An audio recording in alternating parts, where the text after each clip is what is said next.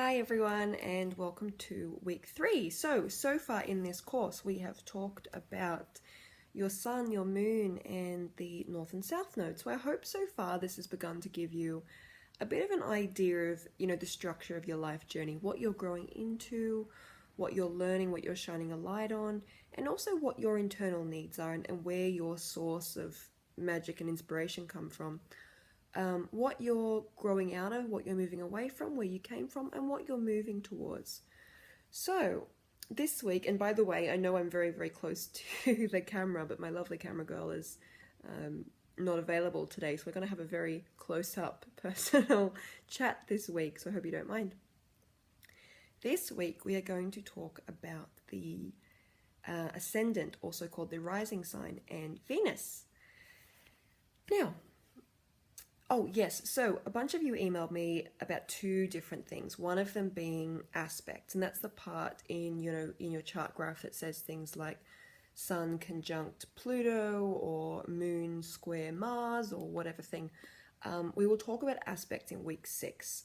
The aspects are the relationships between the planets, but at the moment I want you to get a feel of how each of your planets function in their houses on their own before you start to mix them all together.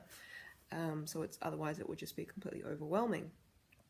And also a lot of you have messaged me about intercepted houses, which is when, you might have a particular sign that covers some of two houses. So you might have, your 7th house might be half Capricorn and half Sagittarius or whatever thing. And the reason for that begins with the ascendant. So the degree of your ascendant is where your chart begins, and each sign on each house is 30 degrees. So, if you were born at 14 degrees, your ascendant at 14 degrees Aries, your first house will go to 14 degrees Taurus. So it will cover, your first house will cover some of Aries and some of Taurus, and so on all the way around. Which is why some people go, oh, but, my 12th house is ruled by Pisces, but my ascendant is Aries, and, it's all kind of mixed up. So the reason for that, and the reason for intercepted houses, which most intuitive people have, to be honest, is because our ascendant doesn't begin at 0 degrees of a sign.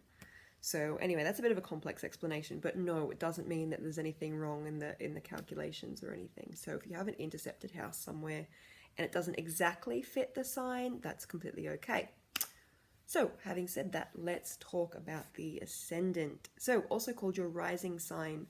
This is based on where and when you were born, which is why it's so specific, and why, if you were born at 2 p.m. in LA, you would have a completely different chart to someone who was born at 4 p.m. in LA, or someone who was born at 2 p.m. in Indianapolis.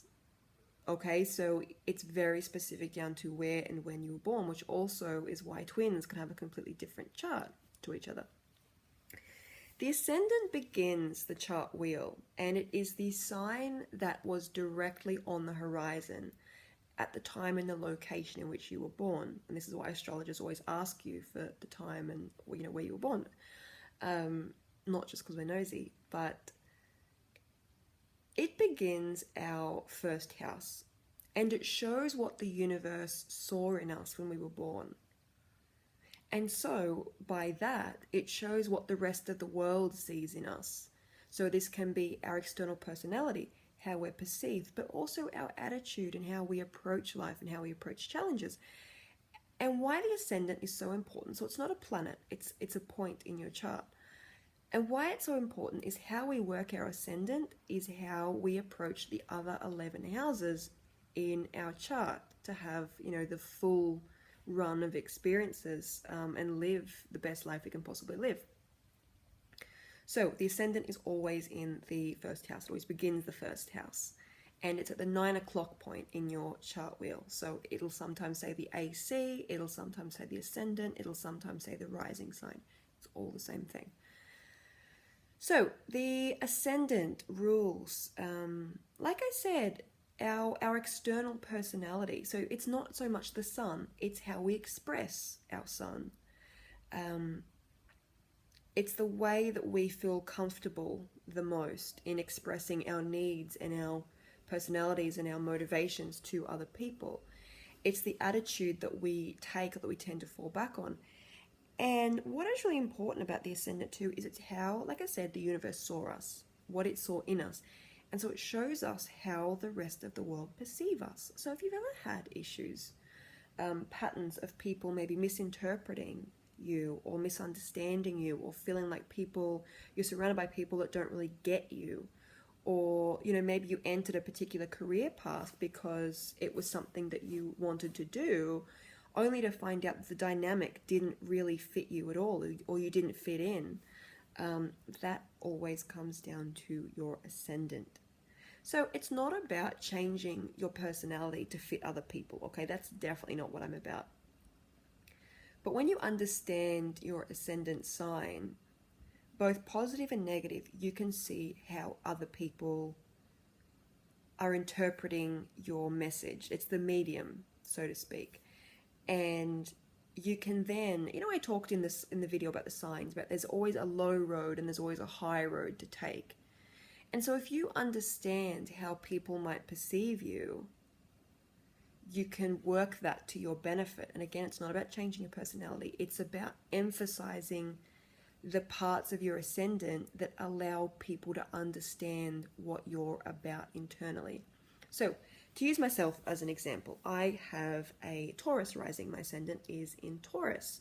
So even though I'm a Capricorn, I come across very much like a Taurus, which is very relaxed, very self-assured, so I'm told, very comfortable, very calming, kind of bovine, like a very calm cow in the field, no matter what's going on.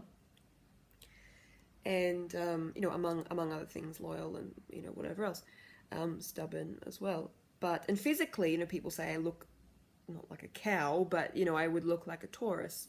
I look kind of well-fed and comfortable and all these sorts of things.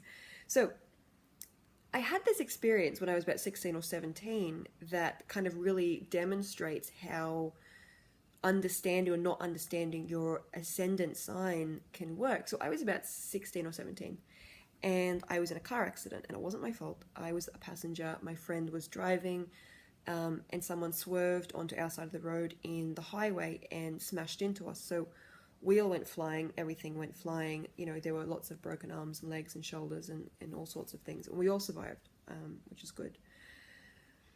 However, we get out of the car, the police have been called. The police come screaming up and lights and sirens, and, and they're organising who's going to hospital and who's this and who's that.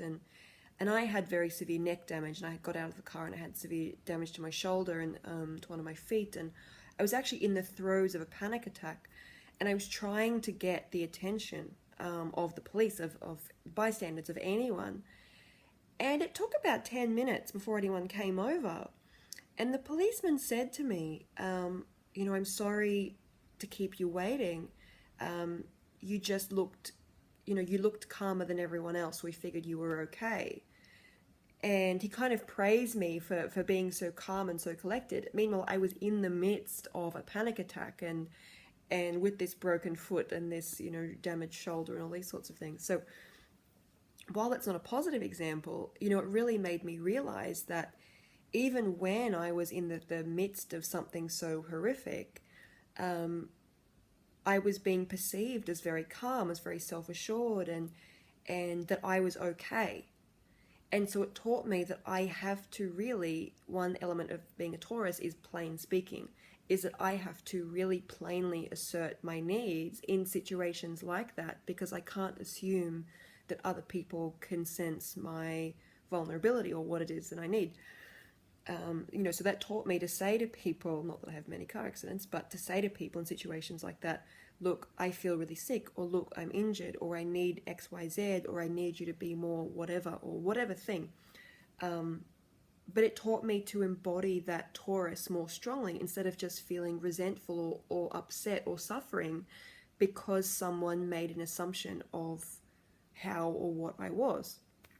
And that's the thing, we can't control how other people think of us, nor should we dedicate our lives to making ourselves acceptable to other people. However, when you understand your ascendant, it gives you tools to how other people may be interpreting you, even from the second you walk in the room. And then you can look at the, I guess, the high road of that, or the mythology of that, and incorporate that into how you speak, into your marketing, into your self-promotion, into how you communicate, into all of those sorts of things, and how you choose to go about your goals. So again, a Taurus rising is very slow, very steady. You know, I get very, very motivated to do things, and I tend to burn out. So my approach always is to, now that I know myself, is to take things slowly and do a bit every day and do a bit every day, because that's the Taurian way. And those are the things that I get done more successfully than when I go at them in a blaze of passion. So that's what I want you to have a think about in terms of your own ascendant. How do people react to you, regardless of what information you're bringing to them? For instance, Libra rising people, very, very charming, very physically attractive, even if they don't feel it. They can sometimes appear passive-aggressive or not very interested because, again, it's an air sign. It's an intellectually processing sign. And so people, you know, if you have a Libra rising, sometimes people might not take you seriously. If you have a Pisces rising, people can see you as very vulnerable. So if they're someone who's manipulative, they'll be magnetically attracted to you. But also someone who might need help or who needs telling what to do. You know, if you have a Pisces rising and you think, why the fuck does everyone always boss me around, or attempt to, you know, to talk down to me or to boss me around or coddle me or do all those sorts of things, you know, because they sense that Piscean vulnerability and sensitivity within you. So it's very important to understand our ascendant and to take that approach to the rest of our houses. And, you know, if you